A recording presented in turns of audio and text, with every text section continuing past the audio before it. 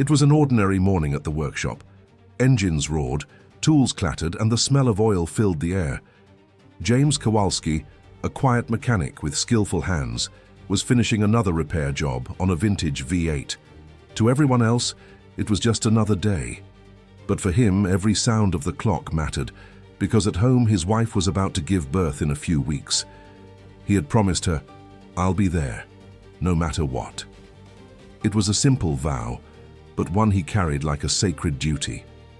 What James didn't know was that fate was about to test that promise in the most brutal way possible, because sometimes a single phone call can turn an ordinary day into the beginning of a storm. Before we dive deeper, take a moment to like this video and subscribe. This way you won't miss any of our powerful life stories that keep you on the edge of your seat. The phone rang. James wiped the grease from his hands, expecting just another customer. But it wasn't. On the other end was Sarah, his wife's closest friend, her voice trembling. "James, but it's the baby. There are complications. She's at St. John's Hospital. You need to come. Now." His heart froze. The words echoed like thunder in his chest. Complications. Hospital. Now. The distance was brutal. Miles of desert roads, state lines, endless highways. But none of that mattered. There was no choice. His wife's life, his baby's life, were hanging by a thread. James grabbed his keys. His eyes locked on the Challenger, his pride, his companion, and now his only hope. That car would carry him through fire if it had to.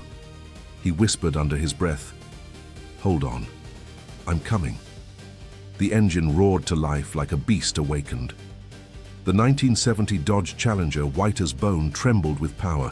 Its chrome gleamed under the fading light, and the low growl of the V8 carried a promise: speed, endurance, defiance. James slid behind the wheel, his hands gripping tight. Every bolt, every cylinder, every gear shift, he knew them all.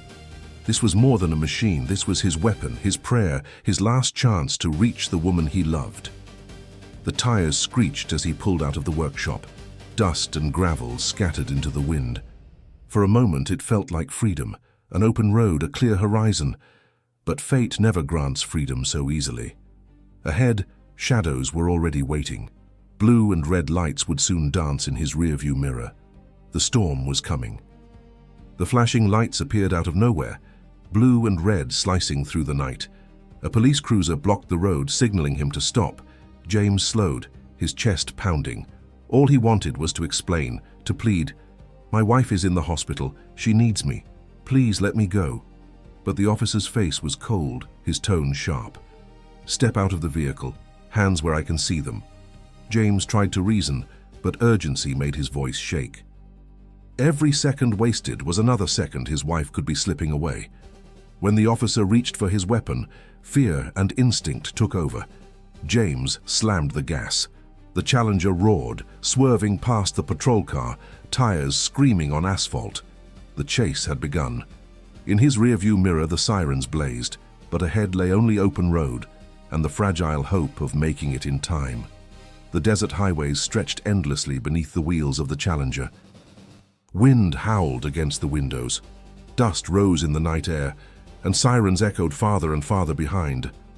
News spread quickly. Across radio stations, a voice cut through the static. "A white 1970 Dodge Challenger is evading police across state lines. Is he a criminal or just a desperate man?" Every mile James crossed, another state joined the chase. Patrol cars gathered like wolves on the hunt. Helicopters swept the sky. Blockades formed on highways. To them, he was no longer a man. He was a fugitive. But James wasn't running for freedom. He was running for life, his wife's, his child's, his own promise. Inside the Challenger, the engine thundered like a heartbeat. Faster, harder, relentless. And yet, even as the walls closed in, hope still whispered, "You can make it. Just keep driving." Out on the endless road, not everyone saw James as a criminal. At a lonely gas station, an old mechanic recognized the fear in his eyes. Instead of calling the police, he filled the tank, tightened a loose bolt and whispered, "Go, for them." Later in the desert, A drifter nicknamed Mouse offered him directions through hidden trails, trading only for a ride. And in a quiet moment beneath the stars, an elder from a native tribe laid his hand on the Challenger's hood, blessing the journey. He spoke of visions, of freedom, of a man chosen to fight against the odds. These strangers gave more than help, they gave faith. For a man hunted across states, every small act of kindness was a light in the darkness. If this story is moving you, take a second to like and share. Let others feel the power of a journey fueled by love and determination. The kindness of strangers could only carry him so far. By now the chase had grown into a storm. Roadblocks lit up the horizon. Police scanners crackled with his description. White Challenger, armed and dangerous. Stop at all costs. Helicopters circled above, their searchlights sweeping across the desert floor like prison bars in the sky. The FBI joined in, turning one man's desperate drive into a national spectacle. Inside the hospital, doctors prepared for surgery. His wife's life was slipping into their hands, while his was slipping into the grip of the law. The clock was ticking faster than the speedometer could climb. James gritted his teeth, pressing harder on the accelerator. He whispered the same words over and over, like a prayer. Hold on, I'm almost there, hold on. Every mile felt like a borrowed second, every corner a last chance. As the chase grew, so did the rumors. On the radio, commentators speculated wildly. Was James Kowalski a criminal, a drug runner, a terrorist? Officials painted him as dangerous, a threat to public safety. But those who knew him spoke up. His old partner at the garage called in, "He's not what they say. He's just a man trying to reach his wife before it's too late." The nation split in opinion.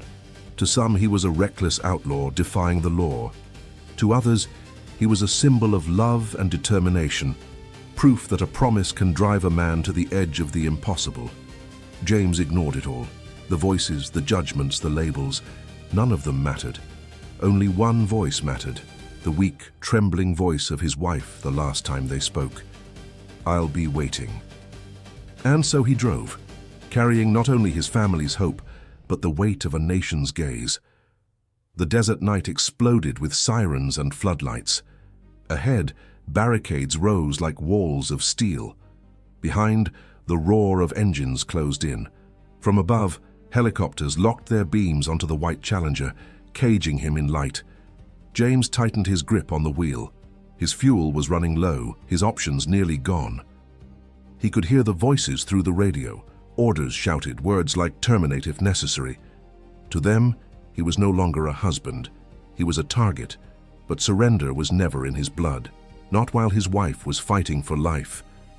With a deep breath, he pushed the Challenger forward, weaving between cruisers, dodging spikes, his tires screaming against the pavement. Every move was a gamble, every second a brush with disaster. One wrong turn, and it would all end. Yet through the chaos, James felt only one truth. This wasn't about escape. It was about keeping a promise. And promises are worth dying for. At last, the hospital lights glowed on the horizon. James's body trembled with exhaustion, his car battered, the police still closing in. But in that instant, nothing else mattered. The Challenger had carried him as far as destiny would allow. Inside, doctors worked urgently. His wife fought for every breath, the baby's heartbeat fragile but steady. Then, at the edge of hope and despair, a cry filled the room. The cry of new life. James collapsed into the chair beside her bed, tears running down his face. Against every odd, against every wall the world built around him, he had kept his promise. He was there. The world could call him fugitive, criminal, outlaw.